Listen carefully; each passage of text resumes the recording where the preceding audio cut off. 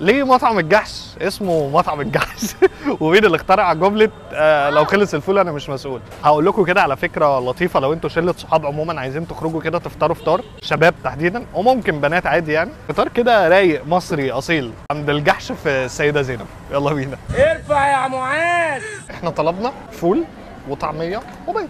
ده فول بالزيت الحار، وده فول بس انا مش عارف الناس هتخمن بسهوله ولا لا. ده فول بالشكشوكه، انا متحمس له بصراحه قوي. ده فول بالبسطرمه. دول 3 انواع الفول اللي احنا طلبناهم. البيض بقى طلبنا بيض عيون وبيض بالبسطرمه. دي بقى طعميه محشيه ايه؟ طعميه ساره وطعميه محشيه وطعميه بسطرمه. كنت فاكر طعميه الكيري دي ما بتبقاش موجوده غير في رمضان، لا دي بسطرمه، دي محشيه بسطرمه. عايز ادوقها، شكلها سكسي قوي، سخنه كده وبتقرمش وحلوه. شوف بقى الطعميه دي تقريبا دي محشيه كيري. اهي بص بص شايف؟ يا لهوي استنى اما ادوق. عظيمه. انواع الفول اللي احنا طلبناها طبعا الليمون عندي حاجه اساسيه، انا بعصر ليمون على كل حاجه في حياتي والله. قلب الفول كده، شايفين شكله عامل ازاي؟ هو بالشكشوكه ده اللي هو عليه بيض مقلي تقريبا بس صح؟ يعني تقريبا يعني احنا كنا طالبين فول بالصلصه وغيرنا راينا، حسينا ان ده يبقى احلى.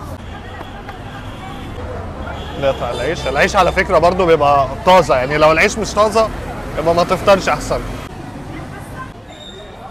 عظيم جدا بس حراق سيكا يعني. طبعا عشان دخلت مدارس زي ما انتم شايفين كده اغلب الزباين هتبقى طلاب المدارس وكده يعني. ده بقى الفول اللي بالزيت الحار. بص كده حلو قوي برضو. اخر نوع فول بقى اللي هو اللي بالبسطرمه. ده الطبق ده تقيل. اكتر طبق عجبني وهم نازلين كده اللي بالشكشوكه.